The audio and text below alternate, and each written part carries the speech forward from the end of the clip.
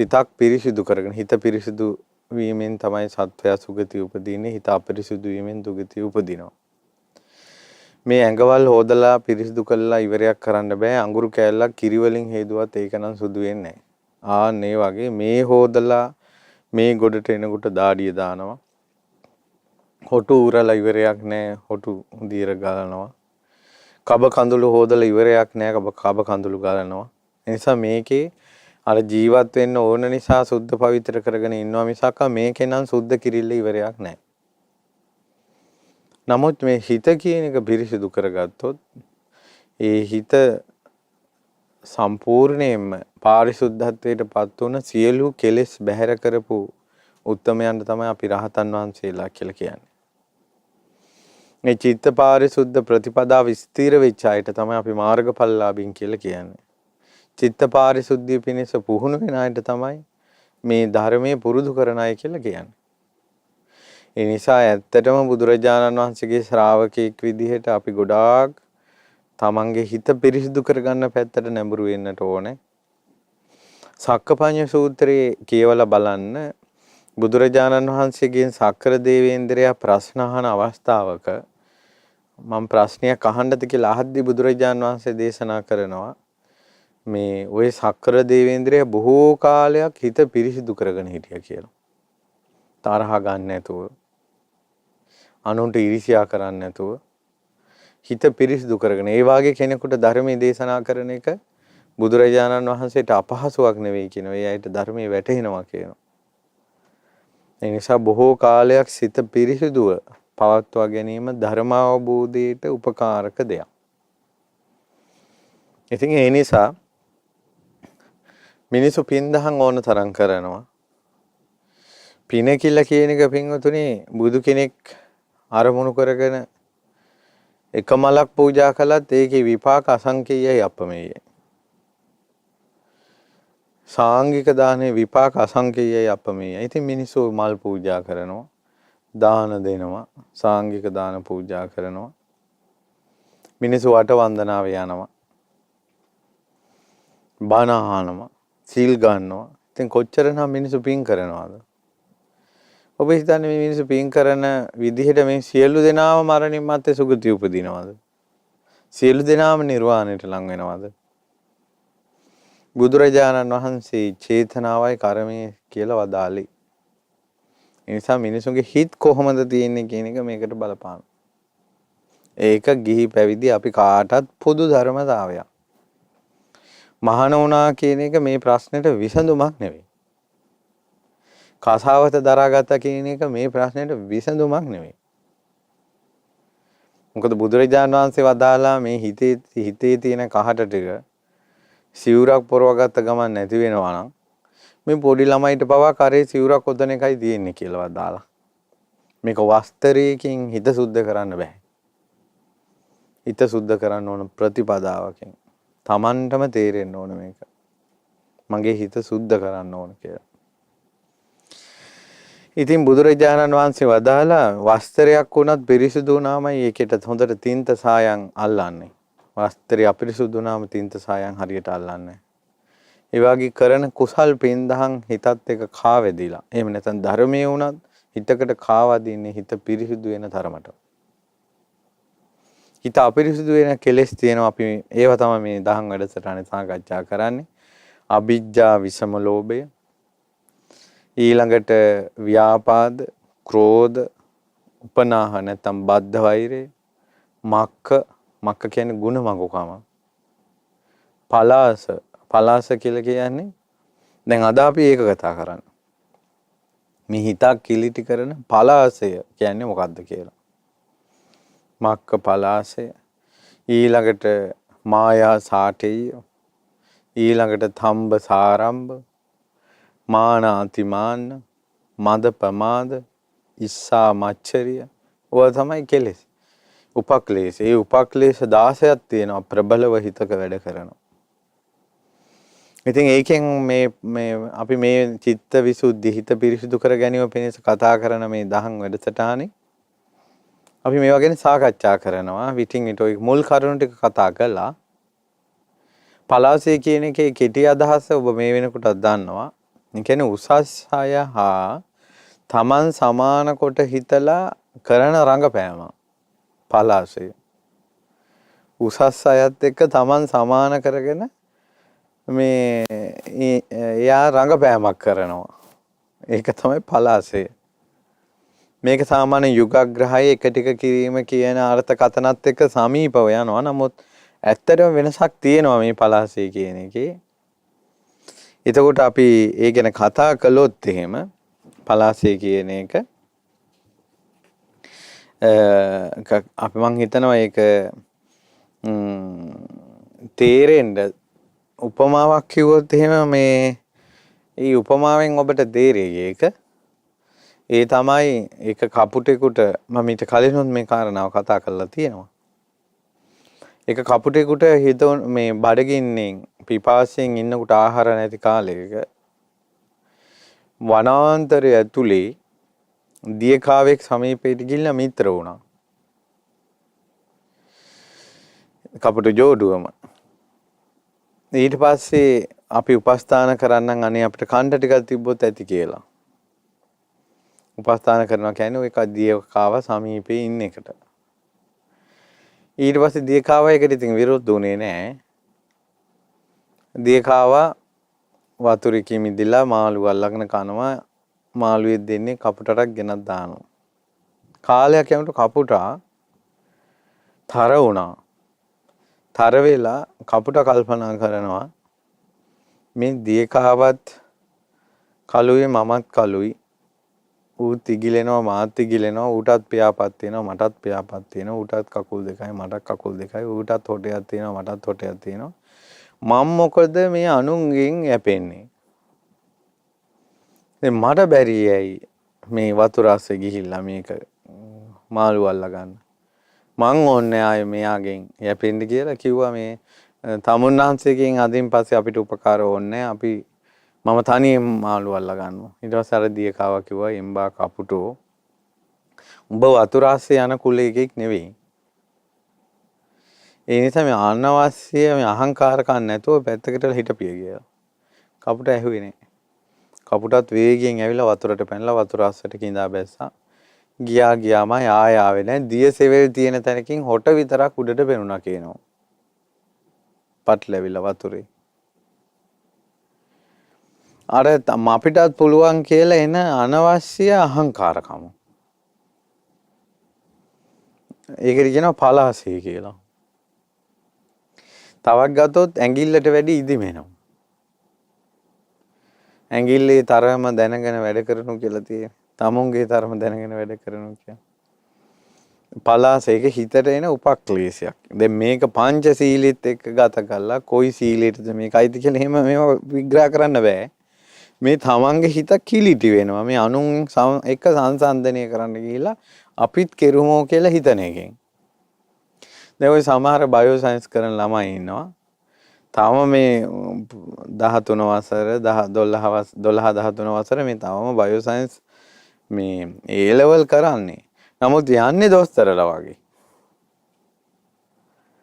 Max කරන ළමයි ඉන්නවා යන්නේ ඉංජිනේරුවෝ වගේ. තාම මේ ඉගෙන ගන්නවා. ඉතින් අනවශ්‍ය දෙයක් ආරූඪ කරගන්නවා. තමන්ට. එතකොට ඒක එයාගෙන් එයා ඇහුවොත් ඇයි මම මෙහෙම යන්නේ ඒක වැරදිද පන්සිල් පද පහ කැඩෙනවද කියලා ඇහුවොත් ඒකට අපිට දෙන්න උත්තරයක් නැහැ. නමුත් ඒ අනවශ්‍ය ආරූඪය තමන්ට ගන්න හිතේ කෙලෙසයක් ඒක. ඒකට කියනවා පලාසය කියලා. උසස් අයත් එක්ක තමන් සමාන කොට රංගපාන ගතිය. ඒ හැසිරෙන ගතිය. ඉතින් මේකෙන් වෙන්නේ සමහර වෙලාවට තමන් ඒ විදිහට හිටියට ප්‍රායෝගිකව සමහර දේවල් වලට මුහුණ දෙන්න බැරුව පිරිස අතර ලැජ්ජාවටපත් වෙනවා. ගොඩාක් ප්‍රශ්න වලට මුහුණ දෙනවා. මම නම් හිතන්නේ මේ පලාසය කියන එක සමාජයේ හැම තැනම වැපිරිලා තියෙන. තරුණ ළමා පරපුරවල වල ගොඩක්ම පැතිරෙලා නළුවෝ විදිහට ඉන්නවා. නළු නිළියෝ විදිහට වීරයෝ විදිහට මේ එදා වේල හොයාගන්නේ තමාරුයි. අම්මලා තරලා පුදුම අමාරුවකින් ළමයි ඉස්කෝලේ යවන්නේ. එතකොට අර ඔන්න අරයා ලොකු ෆෝන් එකක් පාවිච්චි කරනවා මටත් එහෙම එකක් ඕන. අරයා ලොකු බයික් එකක් පාවිච්චි කරනවා මටත් ඕන. කියලා මොකද තමන්ගේ පවුලට තමන්ගේ ෆැමිලි එකට තමන්ගේ දෙමව්පියන්ට තියෙන ආදායමට ඒ වගේ ඉලක්කයක් කරා යන්නේක ගොඩාක් ප්‍රශ්න වලට මුහුණ දෙන දෙයක්. නමුත් ඒවා ගැන හිතන්නේ නැතුව මටත් ඉන්න ඕනේ විදියට කියන තැනට එනවා. එතකොට ඒ තමුන්ගේ පසුබිම තේරුම් ගන්න නැතුව කටයුතු කරන එක උපක්ලේශයක්. ඒකට කියනවා පලාසය කියලා. සමහර ළමයි මහ මිනිස්සු වගේ ඉන්නවා. ඒක පලාසය කෙලෙසයක් හිතක තියෙනවා. පින්වතුනි සමහර දේවල් තියෙනවා අපිට වයසත් එක්ක මෝන දෙන අත්දැකීම් තියෙනවා. පරිසරය අනුව මෝන දෙන අත්දැකීම් තියෙනවා. ඉගෙන ගැනීම අනුව මෝන දෙන අත්දැකීම් තියෙනවා. කාලය ගත වීමෙන් එතෙන්ට පැමිණිලා මෝන දෙන අත්දැකීම් තියෙනවා.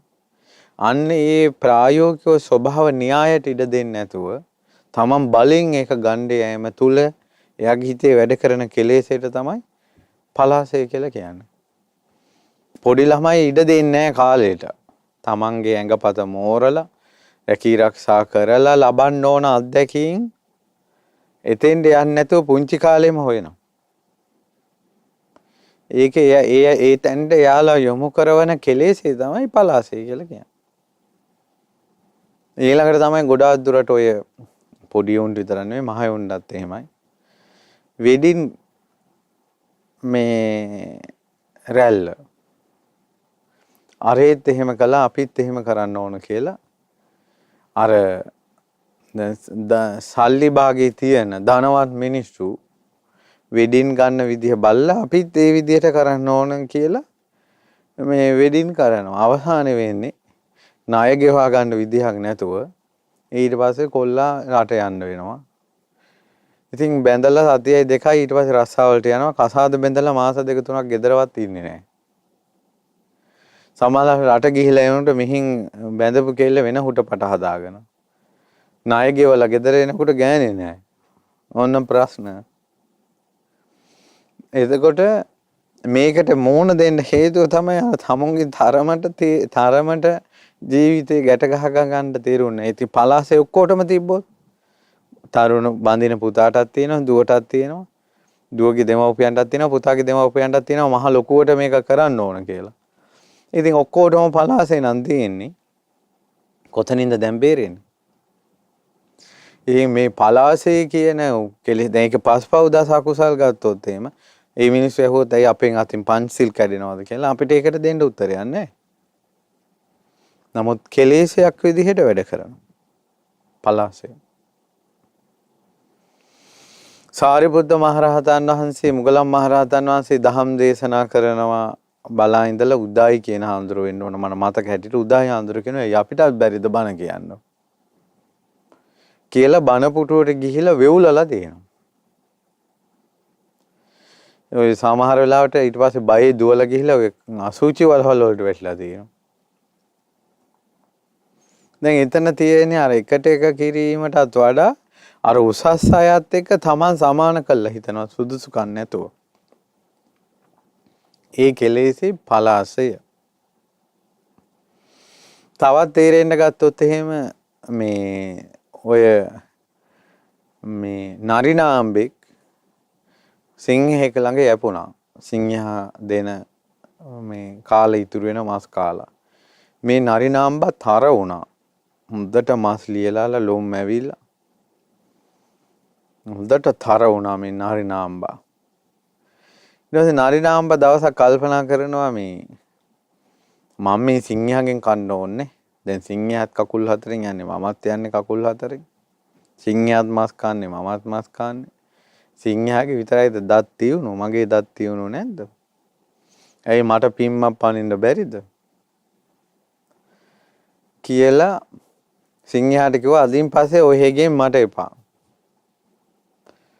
මම මද කිපුණු හස්තියගේ කුඹස්තලේ බිඳලා ඒ හස්තියාගේ මොලේ මස් කන්න ඕන මට කිව්වා. ඊට පස්සේ මේ සිංහයා hina වෙලා කිව්වා තොට ඔල්මාදයක් හදුනාද? සිංහයන්ගේ යම් කෘත්‍යයක් නරියෙකුට කරන්න පුළුවන් දැහුවා. බලනවාකො මගේ වැඩ කියලා මෙයා කන්ද මුදුනට ගියා. ඇඟ හෙල්ලුවා. ඉතින් ඒ වෙලාවට ඉතින් බලන්නකො වෙලාව කියන්නේ අර කන්ද පාමුල ඇතෙක් යනවා. කැලේ. අතු කඩ කඩා කකා යනවා ඇතෙක්. මෙයා සිංහයා කෑ ගහනවා වගේ ඇඟ හොල්ලලා කන්ද මුදුනේදී මේ තුන් පාරක් නරි හඬ තිබ්බා. තියලා වේගෙන් කන්ද මුදුනෙන් පැන්නා. ඇතාගේ ඇඟ උඩට. අර ඇතාගේ ඇඟ උඩට අර නරියා පයින්නකොට ඇතාගේ ඔළුවේ නරියා වැදුනා. වැදිච්ච ගමන් ආය නරියාට ඇතාගේ කුඹස්තලයක් බින්දින්න වෙන්නේ මහා ගල් ගෙඩියක ඔළුව වැදුනා වගේ එහෙම නරියා බිම වැටුණා. වැටිච්ච ගමන්ම ඇතා කකුලෙන් පාගලා චාප්ප කළා දැන් මාරයා. ඒ විනාශයට ඔහුව කැඳෙන්නේ කවුද? පලාසය. වැඩ කිඩ පුළුවන් මිනිසුන්ගේ මේ සතුන් ඒ ප්‍රධානියගේ ගානට හැකියාවල් නැතුව කල්පනා කරන්න ගත්තා. පින්වතුනි මේ ගොඩාක් ප්‍රශ්න විසඳෙනවා තමන්ගේ තරම තමන්ගේ ප්‍රමාණය තමන්ට තේරුම් ගැනීමට හැකියාව කියන්නේ ලොකු මේ ප්‍රඥාවක්. ඒක තමාව හොඳ සුද්ධ කරන දෙයක්. ඒක තමාව සුද්ධ කරනවා. තමාගේ තරම තමන්ට තේරෙන එක. ඉස්සර නිතර අවවාද කළා තමන්ගේ තරම දැනගෙන වැඩ කරනු. ඇඟිල්ලේ තරමට ඉදිමෙනු. කියලා මේ ඉස්සර උපදේශ දීපා. ඉතින් දැන් නම් ඉතින් කවුද ඌවට කතා කරන්නේ? දැන් ළමා ලපටි තරුණ සමාජයයි මේ වේගෙන් යන මේ සමාජ රටාවත් එක්ක ඔවුන්ට තමන්ගේ හිත දිහා බලලා තමන්ගේ හිතවල තියෙන උපක්ලේශ හඳුනාගෙන චිත්ත පාරිශුද්ධියකට එන්න මේ ළමා ලපටින්න මේ සත්වයන් මිනිසුන්ට කවදාවත් අවස්ථාවක් ලැබෙන්නේ. ඉතින් ඒ නිසා මේ කරුණු කාරණා මේ තේරුම් ගන්න ඕන. අර උත්සාහයෙන් වීරියෙන් ඉලක්කයක් කරා යන එක නෙවෙයි මෙතන මේ කියන්නේ. මේ අනවශ්‍ය රංගපෑම. අනවශ්‍ය රංගපෑම තමන්ගේ පවුලට, තමන්ගේ ගමට, තමන්ගේ වයසට, තමන්ගේ මේ කාලෙට ඒ අදාළ පරිසරයත් එක්ක සංවේදී වෙන්නේ නැතුව මේ අනවශ්‍ය විදිහට තමන් මේ අනිත් අයත් එක්ක සමාන කොට සලකන ගතිය තමයි අපි මේ පලාස විදිහට අපි කතා කරගෙන යන්නේ. ඉතින් මේකෙන් වෙන්නේ ඉවසීම නෑ. අර කාලයට ඉඩ දෙන්න ඉවසීම නෑ. තමන් ආර්ථිකයෙන් යම් තත්වයකට එනකල් බලාගෙන ඉන්න ඉවසීම නෑ. ඉතින් මේ වගේ අර ඉවසීම, දරා ගැනීම, වටහා ගැනීම, ඊළඟට සංවේදී බව මේවා වගේ ගුණධර්ම මේ පලාසය තුලින් නැති වෙලා යනවා. ඉස්සර බුද්ධ දේශනාවලක් තියෙනවා. අවවාද කළා කියන්නේ මහා කියන්නේ බුදුරජාණන් වහන්සේ අපිට දේශනා කළා මේ ධර්මයට උනත් බහින්න වෙරළේ ඉඳලා කියලා. වෙරළේ ඉඳලා බහින්න කියලා කිව්වා. ඒ කියන්නේ පොඩි තැන ඉඳලා මේක පටන් ගන්න කියලා කිව්වේ. මේ නිවන කියන එකට යන මාවත මේ මුහුද මැදට බැස්සා වගේ මහ ගැඹුරු දෙයක් නෙවෙයි වෙරළේ ඉඳලා යන්න කිව්වා. ඒතර වෙරළේ ඉන්න මිනිස්සයා කටයුතු කරන විදියයි ගැඹුරු මුහුදේ ඉන්න මිනිස්සයා කටයුතු කරන විදියයි දෙවිදියක්. අවුරුදු 60 පැනපු ඇත්තු පොකුණකට බැහැලා නෙළුම් අල හොඬෙන් අල ගලවලා වතුරෙන් එහෙම කළා නෙළුම් අල කනවා. පොඩි ඇත් පැට්ටු ටික අලි පැට්ටු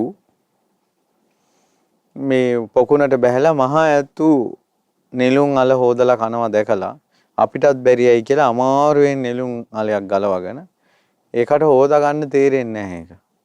එහෙම්ම කනවා. මඩත් එක්ක කාලා ඒ අලි පැට්ටු මාරාන්තික වේදනාවටපත් වෙනව නැත්නම් මරණයටපත් වෙනවා.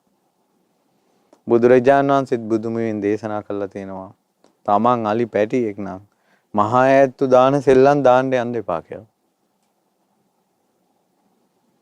එහෙම බුද්ධ දේශනා තියෙනවා විස්තර කරපො. ඉතින් ඒ නිසා තමුන්ගේ තරම දැනගෙන වැඩ කරන එක. උසස් සහයත් එක්ක සමාන කර. දැන් මෙහෙමයි තමන්ගේ ජීවිතේ ගොඩක් ගුණවත් වෙන්න ඕන. දැන් ඔය ගුත්තිලට වැරදුනෙත් ගුත්තිල මෙහෙව්වෙත් මේ ඔය පලාසේ කියන අකුසලයේ තමයි. ගුත්තිල ඊයේ පෙරේදා වීණා වාදනය කරන්න ඉගෙනගෙන ගුරුවරයාත් එක්ක සසඳුවා. රාජ සභාවේ ගිහිල්ලා තමන්ට රස්සාවක් ගුරුවරයාමයි රස්සාව ඉල්ලලා දුන්නේ. ඊට පස්සේ ඊ පලාසේ තියෙන එක ඊළඟට එකපාරම අහන ප්‍රශ්නේ තමයි පඩි කීයද කියලා. ඊට පස්සේ ඇහුවා පඩි කීයද? ඊට පස්සේ කිව්වා ඔබගේ ගුරුවරයාගේ පඩියෙන් භාගයක් දෙන්නම් කියලා. ඊට පස්සේ කිව්වා අපි දෙන්නම වීණා වාදකයෝ නම් ශිල්ප එක හරියේ.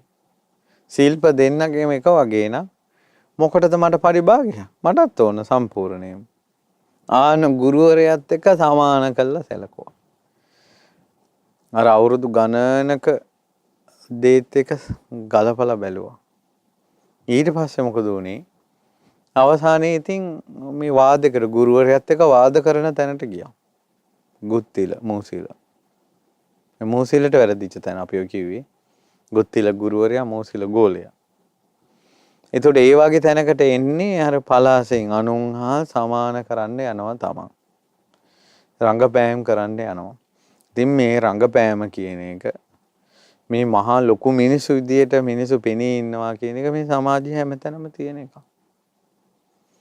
එතකොට පලාසේ තියෙන ඔය ළමා ලපටි තරුණ අය තාක්ෂණي පාවිච්චි කරන විදිහට වයසක ආච්චිලා සියලත් ඔය ෆෝන් අරන් සෙල්ලම් දාන්න යන එක ගැලපෙන්නේ වයසටත් ගැලපෙන්නේ නැති අවස්ථා කොච්චර තියෙනවද? ඒ ඇඳුම් කෙඩුම් අඳින ඒවා. ඉතින් ඒ නිසා අර අනුන් එක්ක ඉහළින් හිතලා පෑහෙන්න යන ගතිය මේ පලාසයට අයිති. ඒකෙන් අපහසුතාවය තමන්ගේ මනසේ සංසිඳීම නැති කරනවා. ඒකයි ඒක උපක්ලේශයක් බවට පත් වෙන්නේ. එතකොට එයා කොච්චර පිංකම් කළත් ඒ පින අර සායන් වගේ. එයාගේ හිත අපිරිසුදු වුණා පලාසෙන් අර සායන් අර පිංකම්ගේ හිතේ රඳින්න නැතු යනවා. ඒ හිතේ පිනායාම සැනසෙල්ල අඩු වෙලා යනවා. ඒ නිසා පලාසය කියන එක මේ දුරු කරගන්න අපි තුලින් දැක දුරු කරගන්න මේ විමසන්න ඕනේ. මේකේ තියෙන පළවෙනි කාරණාවම තමයි මේවා දුරු කරන එක දෙවෙනි තුන්වෙනි තැනට තියෙන එක. පළවෙනි එක තමයි මේ පලාසය තමා තුළ තියෙන විදිය දකින්න එක. අමාරු මේක ඕක තමයි. කෙලෙස් තමන් තුළ වැඩ කරන එක දකින්න එක තමයි අමාරු මේක. ඒක කොච්චර අමාරුද කියනවා නම් දිවසින් අනුන්ගේ හිත බලනවට වැඩිය අමාරුයි තමන්ගේ හිත දිහා බලන එක. දිවසින් අනුන්ගේ හිත බලනවට වැඩිය අමාරුයි තමන්ගේ හිත බලන එක. ඉතින් ඒ නිසා මේ කරුණු කාරණා ඒ විදිහට මේ තේරුම් ගන්න ඕන.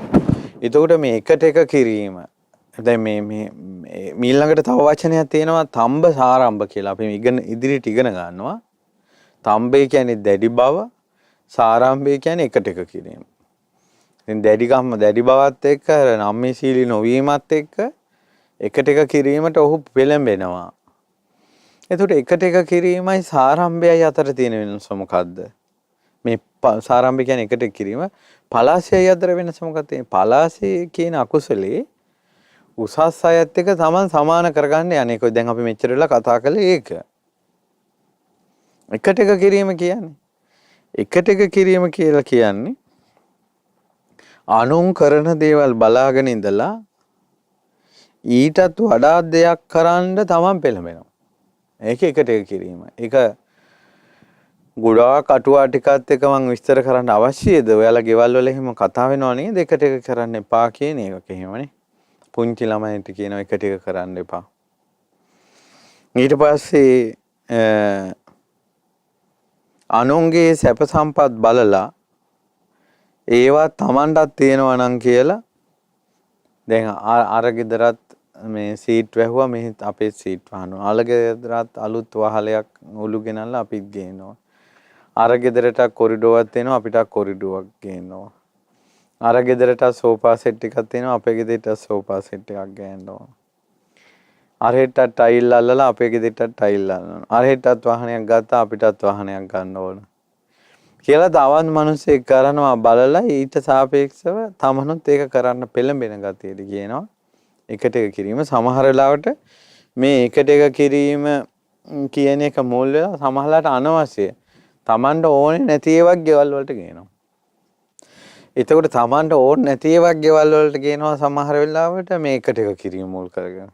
ඔව් අවුරුදු කාලෙට එහෙම මේ මහා ඉයලින් යමරේට වදිද්ද වෙනවා. එකට එක කිරීම. අර අයටත් පුංචි කාලේ ඉඳලම සමහරට ওই කෙලෙසි ළමයි ගොළුවට වැටෙනවා. අරයට ඇඳුම් ගෙනව නම් මටක් ගේන්න ඕන කියලා එකට එක කිරීම. ඊට පස්සේ මහා මිනිසුන්ගේ මහා බලවත් අකුසල් වලට පවා පෙළඹෙනවා. උඹ නන්නත්තරේ ඇවිදිනවා නම් මමත් ඇවිදිනවා. ඇයි ආහවලත් ආහවල් දේවල් කරනවා නම් අපි කළාට මොකද? මඟුල් ගෙවල් අරහිත් මඟුල් ගෙදර ගත්තා නම් අපිටත් බැරි මොකද? කියලා එකට එක කිරීම. ඒකට සාරම්භය. ඊට පස්සේ මේ සාරම්භය ගොඩාක් ඔය එකට එක කිරීම ප්‍රබලව අකුසලයේ තියුණුව ක්‍රියාත්මක වෙන අවස්ථාවක් තමයි මේ තරහ.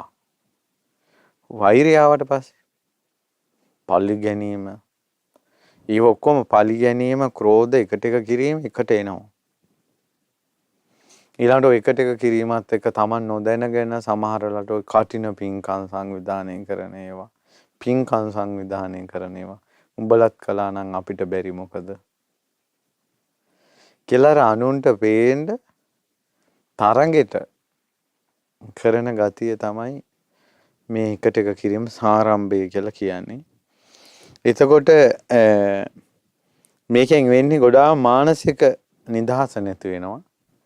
එකට එක කරන්න ගියට පස්සේ ආර්ථික වශයෙන් එන පීඩනය සංසිඳව ගන්න දිවා රාත්‍රී එක දිගට මහන්සි වෙන්න වෙනවා. මුදල් හම්බ කරන්න වෙනවා. ගොඩාක් මිනිස්සු ගොඩාක් අවිවේකී වෙලා තියෙන්නේ මේ එකට එක කිරීම නිසා. අර අනුන් කරන දේවල් තමනුත් කරන්න ගිහිල්ලා වෙන දේවල් තමයි ඒ නිසා ධනෙ උපයන්න දිවා රාත්‍රී දෙකේ බෙහෙත මහන්සි වෙන්න වෙලා තියෙනවා. එතකොට සමහර වෙලාවට එකට එක කරන්න ගිහලා අර මිනිස්සු අර විදිහට ගෙවල් හදුවා නම් අපිට බැරි මොකද කියලා සමහර වෙලාවට ලොකු ප්ලෑන් වලට ගෙවල් පටන් ගන්නවා. මේ කපේ ගෙවල් ඉවර කරන්න බෑ. එතකොට අපිට අර ඉන්න පරිසරයේ ඊළඟට අපිට වියදම් කරන්න ඕන පුළුවන් ප්‍රමාණය ඒ වගේ එකයි දැන් අර මේ දෙක ටිකක් ළඟින් වගේ යනවා පලාශයයි සාරම්භයයි කියන එක. නමුත් පලාශයේ තියෙන්නේ ඉහළ මිනිස්සු දිහා බලලා තමන් ඒ විදිහට අපි පෑහෙන්න යන ගතිය. මෙතන තියෙන්නේ පෑහෙන්න යනවටත් වැඩිය මේ එහාලා කරන එකට වැඩිය තව එකක් ඉහළින් කරන්න. ඔය එකට එක කිරීමෙන් හොඳට ප්‍රයෝජන ගන්න පින්කමල් තමයි මේ වෙන්දේසි කිරීම. අර මේ ඔය තියෙන්නේ ඔය එක ඉස්සර නම් තිබ්බ දැන් තියෙනවද මන් දන්නේ මල් වට්ටි වෙන්දේසි. ඒකට ඕකේ එකට එක කිරීම කියන එක ප්‍රබල අකුසලයක් ආවිල්ලා තිබ්බොත් අවසානයේදී ඇඳිවතත් නැති වෙන තරමට යනවා. එතකොට දැන් මේකේ තියෙන දැන් එකට එක කරන ගතිය මනසේ ඒක අකුසලයක්. ඒක උපක්ලේශයක්. ඒ හිතේ පින රඳින්නේ නැහැ. නමුත් අපිට බාහිරින් ඒක පින්කමක් විදිහට පේනෙන්න පුළුවන්. ඉතින් ඒ නිසා බුදුරජාණන් වහන්සේ මේ උපක්ලේශ හිතෙන් ප්‍රහාණය කරන්න කියලා දේශනා කොට වදාළා. ඉතින් මේකේ මම කිව්වා අමාරුම දේ තමයි තමා තුළ තමන්ට තියෙනවා තමා තුළ තමන්ගේ හිත තුළ මේ කෙලෙස් වැඩ කරන ආකාරය පිළිබඳව තමන්ට අවබෝධයක් වැටහීමක් තියෙන්නට ඕන. ඊට පස්සේ තමයි ඒක දැන් සර්පේ කෙලවන්න හරි තමන්ගේ ගේ ඇස්සේ සර්පෙක් ඉන්නවා කියලා තමන් තේරුම් ගන්න බෑ. ඊට පස්සේ තමයි උපක්‍රමයක් හොයන්නේ මේක දුරු කරගන්නේ කොහොමද කියලා. ඒතර බුදුරජාණන් වහන්සේ විසල්ලේක සූත්‍ර ඒ වගේ දේශනාවල දේශනා කළා තියෙනවා. අනුන් එකට එක කරන්න පුළුවන්. ඒ වුණාට මම නම් එකට එක කරන්නේ නැහැ කියලා නිකලෙස් ප්‍රතිපදාවක් හදාගන්න කියලා. එකට එක කරන චරිතයක් තියෙනවා. නැත්නම් සාරම්භයේ තියෙන චරිතයක් තියෙනවා. ඒ චරිතයට ඕන නිවන් දකින්න. බුදුරජාණන් වහන්සේ වදාළා යා නිවනට කැඳාගෙන යන්න තමයි එකට එක කරන මිනිස්සයා නිවනට කැඳාගෙන යන්න තමයි කිව්ව එකට එක නොකිරීම කියන එක තියෙන්නේ. කියන්නේ ඒ අකුසලෙන් තමයි මිදෙන්න ඕන. එතකොට එකට එක කිරීම තුළින් මනුස්සයා පහළට ඇදගෙන වැටෙනවා. පහළට ඇදගෙන වැටෙනවා. එතකොට බුදුරජාණන් වහන්සේ සල්ලේක සූත්‍රයේ වදාලා මේ එකට එක කිරීම තුළින් පහළට ඇදගෙන එන මනුස්සයා ඉහළට උස්සලා තියන්න තමයි එකට එක නොකිරීම තියෙන්නේ. එතකොට ආන්නේ වගේ. එතකොට එකට එක කරන මනුස්සයා යන්නේ වැරදි පාරක නම් එයාට හරි පාලට යන්න විකල්ප මාර්ගයක් ඕන. බුදුරජාණන් වහන්සේ වදාළ එකට එක කරන මනුස්සයාට හරි මාර්ගය යන්න තියෙන විකල්ප මාර්ගය තමයි එකට එක නොකිරීම. ඉතින් ඒ නිසා මේ අකුසල් තමන්ගේ හිත තුළ වැඩ කරන හැටි කල්පනා කරන්න. එතකොට අපි අද කතා කරමින් පවතින්නේ මේ පලාසය. පලාසය කියන්නේ උසස් අයත් එක්ක තමන් සමාන කොට හිතලා ඊට පෑහෙන්න යන ගතිය රංගපාන ගතිය. ඊළඟට ඊට සමානව යන තව අකුසලයක් ගැන අපි කතා කළා සාරම්භේ. සාරම්භේ කියන්නේ එකට එක කිරීම. ওই වෛරේ පළ ගැනීම හටගන්න එකනේ. අර ඔය කිකිලිගේ බිත්තර කෑවට පස්සේ කිකිලි උඹ මගේ දරුවෝ කනවා නම් මමත් උඹගේ දරුවෝ කනවා. ඊට පස්සේ මුව දෙනේ බැලලියක් වෙලා ඉපදුනා කුකුලෙක් වෙලා ඉපදුනා. එතන හටගත්තා. ඒකට අර වෛරය හොඳට පෝෂණය කර කර යවනවා. වෛරයෙන් හොඳට මේ දාමේ හදනවා එකට එක කිරීමේ දාමේ. නුඹ මෙහෙම කළා නම් මමත් මෙහෙම කරනවා කියලා.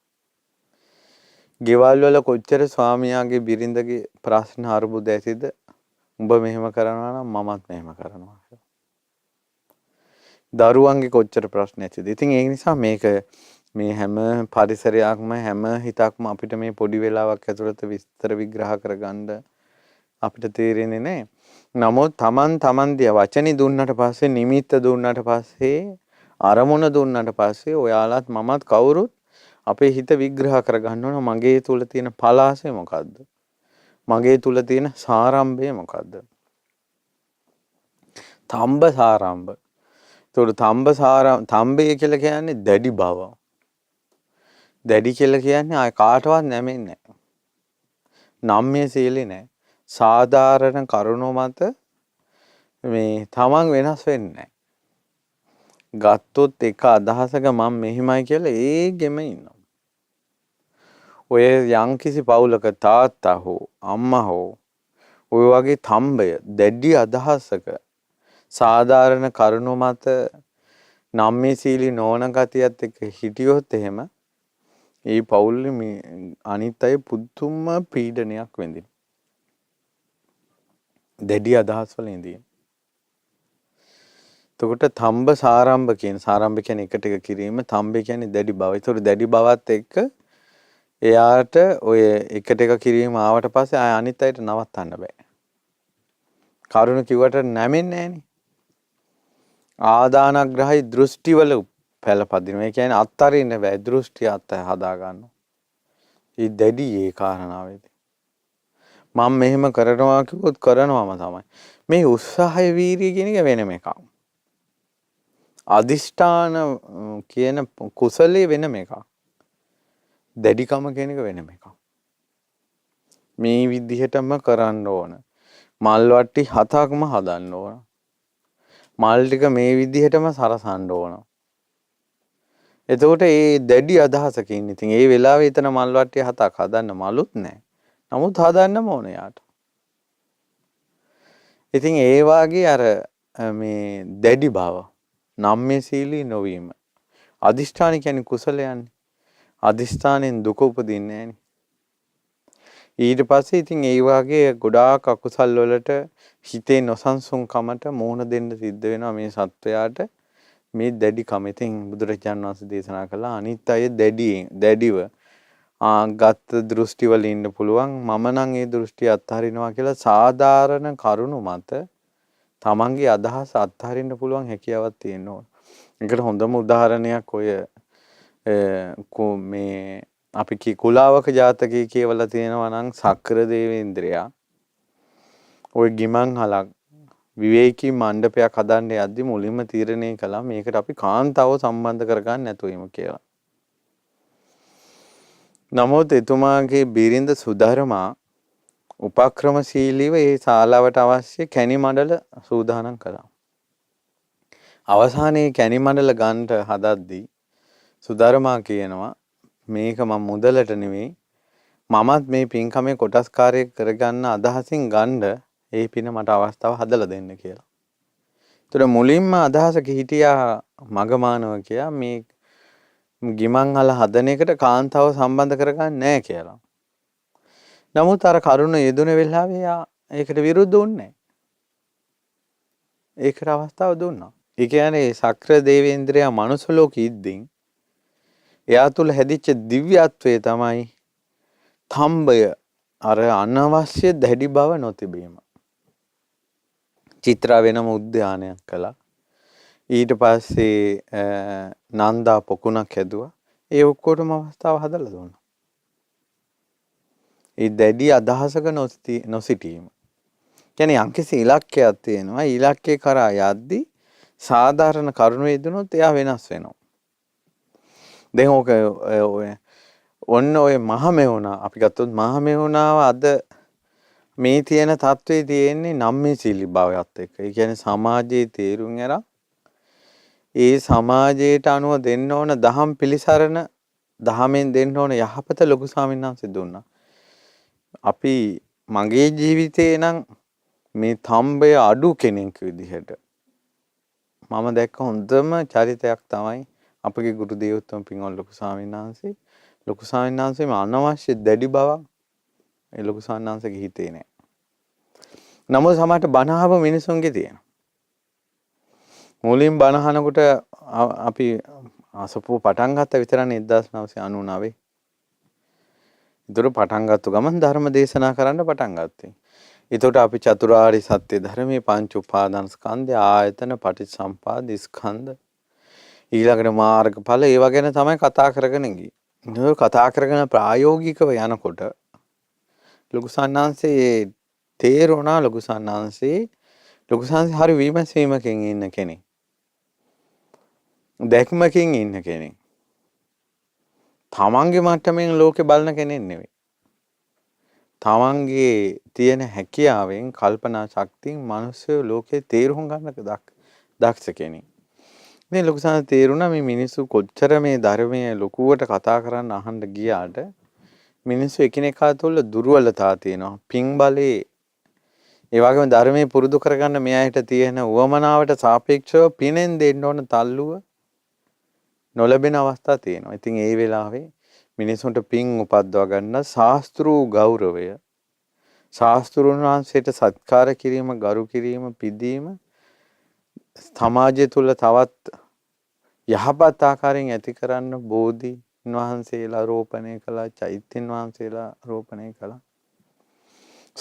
අසත්පුරුෂ ආශ්‍රයෙන් බැහැර වෙලා සත්පුරුෂ ආශ්‍රයයකට ආවට පස්සේ ඒ මනුස්සයා තුළ ඊළඟට උපදින්න ඕන කාරණේ තමයි පූජාච පූජනීයානම් අසේවනාච බාලානම් පණ්ඩිතානං සේවන ඊළඟට පූජාච පූජනීයානම් පිදිය යුතු දේ පුදනවා. ඉතින් මේ ලෝකේ ශාස්ත්‍රුන් වහන්සේ පිදිය යුතු කෙනෙක්. සෑය බෝධිය පිදිය යුතු දෙයක්. ධාතුන් වහන්සේලා පිදිය යුතුයි. ඉතින් ඒ පිදිය යුතු දේ ඊට පස්සේ තමයි පතිරූපදේශ වාසය කියන එක එයා තුළ පිහිටන්නේ. එයාගේ තුළ පරිසරය හැදෙන්නේ. ඉතින් ඒ නිසා ඒ කාරණාවට ලොකු ස්වාමීන් වහන්සේ අසපු ටිකක් ගොනු කළා. ඒක ප්ලෑන් කළා නෙවෙයි ඒ වෙලාවට එන දේවල් එක්කයි ඒක කළේ. නමුත් අර මේ බණහන මිනිස්සු අතර කොට්ටහසයක් හිටියා. අපි මාර්ගඵල ගැනයි අපි බණ අහන්නේ. අපිට මාර්ගඵල ඉක්මනට හොයා ගන්න ඕනනේ. අපිට දිව්‍ය ලෝක ගැන කතා කරලා වැඩක් නැහැ. මොකද මේ අලුතෙන් චෛත්‍ය හදන්නේ. මොකද මේ බෝධීන් වහන්සේලා හදන්නේ. මොන්නාන්සේලාට එක දිගට භාවනා කළා රහත් වෙන්න නේද තියෙන්නේ.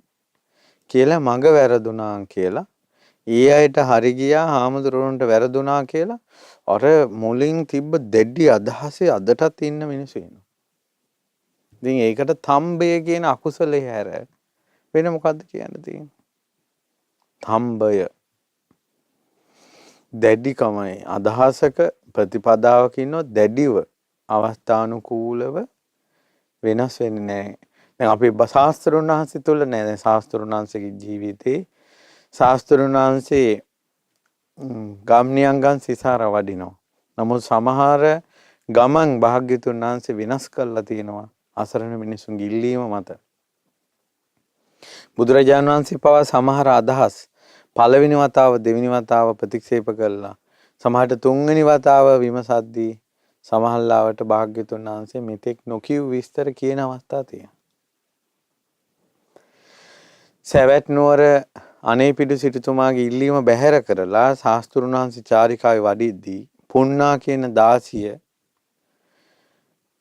සිටුතුමා දුකෙන් ඉන්නවා දැකලා ඒ සිටුතුමනි කියලා විස්තරය අහලා මං ශාස්ත්‍රුන් වහන්සේ නවත්ත ගන්නම් කියලා කියනකොට සිටුතුමා කියනවා පුන්නා උඹ බුදුරජාන් වහන්සේ යන මාවතට ගිහිල්ලා ඒ ගමන නැවැත්තුවොත් උඹ දාසිභාවයෙන් නිදහස් කරනවා කියලා.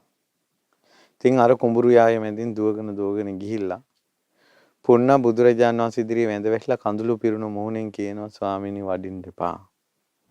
බුදුරජාණන් වහන්සේ අහනවා පුන්නා මං මේ සවැත් නුවර වැඩ සිටීමෙන් උඹට තියෙන වාසිය මොකක්ද?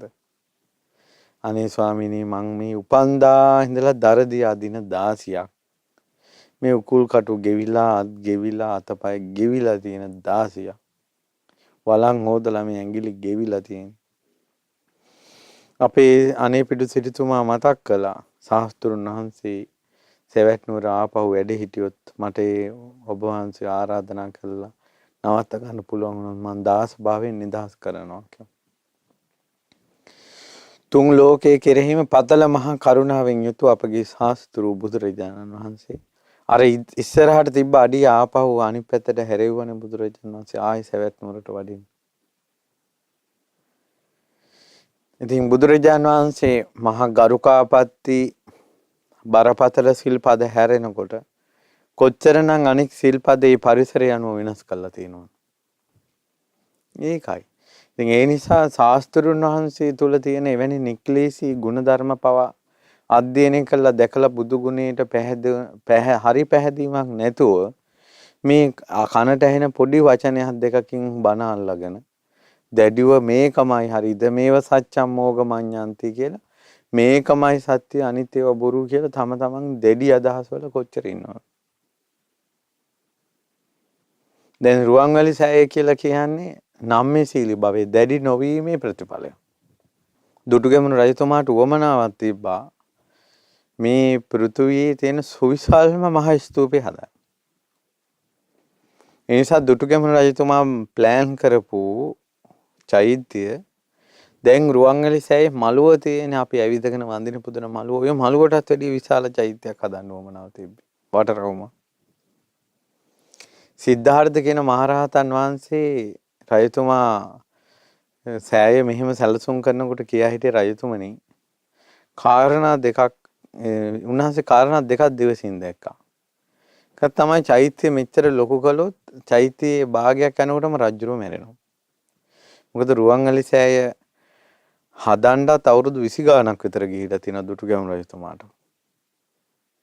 හතරස් කොටුවේ මට්ටමට හදා ගන්න. තුර අච්චර විශාල සෑයක් හැදුවා නම් පේසවලු ටිකවත් ඉවර කරගන්න වෙන්නේ. ඊළඟට තමයි මේ සෑයවල් ගරා වැටුණාට පස්සේ අනාගත මිනිසුන්ට මේක ප්‍රතිසංස්කරණය කරගන්න බෑ. විශාල වැඩි නිසා. ඉතින් ওই කාරණා දෙක නිසා රජතුමනි උන්වහන්සේ දේශනා කරනවා රජතුමනි මේ සෑයේ ප්‍රමාණය මම කියා හිටින්නම්. තුර එතන හිටපු ස්වාමීන් වහන්සේලා දැන් මේ ස්වාමීන් වහන්සේ අලුතෙන් වැඩපු ස්වාමීන් වහන්සේ නම. නමුත් සංඝයා දන්නවා මුන්නාන්සේ මහා 이르දි සම්පන්නයි බල සම්පන්නයි. ඉතින් සංඝයා කියා හිටියේ රජතුමනි මේ ස්වාමීන් වහන්සේ හරිය ආනුභාව සම්පන්න කෙනෙක්. නැන්සේ යමක් දැනගෙන දැකලාමයි ඔක් කියන්නේ කියලා. හරි ස්වාමීන් වහන්සේ මගේ මොකද්ද වෙන්න ඕන? එහෙනම් මම යන අඩිපාර දිගේ ඉර රේඛාව ඇඳගෙන එන්නේ කොයික චෛත්‍යයේ පළවෙනි රවුම වෙයි කිව්වා. ඒතකොට සිද්ධාර්ථ මහරහතන් වහන්සේ සක්මන් කරගෙන ගියේ රවුම තමයි අද රුවන්වැලි සෑයේ පළවෙනි මේ පේසාවලල් යටම තියෙන පේසාවලල්. ඉතින් රජතුමා එතනදී නම්මේ සීලි වුණානේ. නිසා පොඩ්ඩක් නම්මේසි පුංචි කාලේ ඉඳලම පොඩි ළමයි වුණත් අපිට මේක ඕන මෙහෙමයි මං අහවල් තැන යන්න ඕන මට මෙහෙමයි කියලා මම තමන් දැඩි අදහසක ඉන්නේ නැතුව නම්මේ සීලී වෙනවා කියන එක කුසලයක්. දැඩි නොවීම. පිනට උනත් එහෙමයි. මේක ඉතින් උපක්ලේශයක් මේ දැඩි බව කියන්නේ. ඔය අපි දන්න කියන එක ළමෙක් හිටියේ ළමයා බණ අහන්න වටවන්දනාවේ පින්කම් දහම් වැඩසටහන් ඔයාට යන්නම ඕන කියලා කියනවා. තුරුගේ අම්මලා තාත්තලා ඒකට විරුද්ධ වෙලා දවසක් යන්න එපා කියලා. දැන් මෙයා කියනවා යන්නම ඕන. මේ අම්මලා තාත්තලා කියනවා යන්න එපා කියලා. ඊට පස්සේ ළමයා බෙල්ල වෙල්ලා ගත්තා. මැරුණා. ඒ ජීවිතේ හානි කළේ මොකෙන්ද? තම්බය. දැක්කනේ? පින්කම් එයා දැනගෙන හිටියේ නෑ. දහම් වැඩසටහන් වලට යන්නේක පින්කමක් කියලා දැනගෙන හිටියා. වටවන්දනාව යන්නේක පින්කමක් කියලා දැනගෙන හිටියා. සිල් ගන්න එක පින්කමක් කියලා දැනගෙන හිටියා. මල් පූජා කරන එක, පහන් පූජා කරන එක, අසපොලට ගිල වත් පිළිවෙත් කරන එක පින්කම් කියලා දැනගෙන හිටියා. Taman දැඩි අදහසක ඉන්න එක උපක්ලේශයක් කියලා දැනගෙන හිටියේ නෑ. ඒ ළමයාට මේ ජීවිතේ දැන් පුංචි කාලෙම මැරුණා. තව කොච්චර විහෙර විහාර බැඳලා බණ අහලා පින්කම් කළා තමයි තව කාලයක් යන මහාන වෙන්නත් පුළුවන්. ඒ සකල සම්පත්තියම නැති කළානේ මේ දැඩිකමෙන්. එපා කිව්වොත් ඒක අහන්නේ නැහැ. එතනින් එහාට යනවා. තමන්ගේ අදහසම ඉන්නවා. නිසා මේ සමහර මේ දැන් එන ළමා පරපුරේ බලවත්ව ක්‍රියාත්මක වෙන අදහසක් තමයි මේ උපක්ලේශයක් තමයි දැඩි බව තම්බ. පෞල් ජීවිතවල ගොඩාක් අරුබුද හැදෙන එකක් තමයි දැඩි බව තම්බ. ඊළඟට පාසල් වල අරුබුද ඇති වෙන එකක් තමයි දැඩි බව තම්බ. නම්මේ සීලී නැහැ. මෘදු නැහැ. හිත මෘදු නැහැ. තමන් දෘෂ්ටියක අදහස ගත්තොත් ඒ විදිහමයි. ඉතින් ඒ නිසා අර තම්බ සාරම්භ කියන වචන දෙක එකට තියෙන නිසා මේ වැඩසටහනේ මම ඒ කරුණු ටිකක් කතා කළා. ඔය ඉතින් අකුසල්. ඉතින් මේකෙන් හිත අපිරිසුදු වෙනවා. හිත අපිරිසුදු වුණාට පස්සේ අපිරිසුදු හිතක් තියෙන කෙනා හොඳ තැනකට යන්නේ. මරණින් මත්තේ. හිත පිරිසුදු නැති නිසා පිරිසුදු හිතටයි ධර්මයේ කාවදින්නේ. ඒ නිසා තමාගේ ජීවිත අවබෝධයේ පිණිස තියෙන ධර්මය හිතට කාවදින්නේ නැහැ මේ දැඩිකමෙන්. ඔන්න එහෙනම් අද අපි අකුසල් 3ක් ඉගෙන ගත්තා. උපක්ලේශ 3ක්. පළවෙනි එක පලාසය. පලාසය කියලා කියන්නේ උසස් අයත් එක්ක Taman සමාන කරලා හිතලා සුදුසුකම් හෝ ඒ මොකවත් නැතුව අර උසස් අයත් එක්ක විදිහට Taman පෑහෙන්න යන ගතිය. ඒකට උදාහරණයක් අපි දුන්නේ දියකාවා වතුරෙන් මේ යනවා දැකලා කපුටෙකුක් ගියා කියලා. සිංහයා ගොදුරු හොයන්න පයින්නවා දැකලා හිවලෙකුත් පැන්නා කියලා. අන්න ඒ වගේ. ඊළඟට තම්බේ කියන්නේ දැඩි බව. නම්මේ සීලී නැහැ. ගත්තොත් අදහසක් ඒකෙම ඉන්නවා. දෘෂ්ටි වල බැසගෙන ඉන්නවා.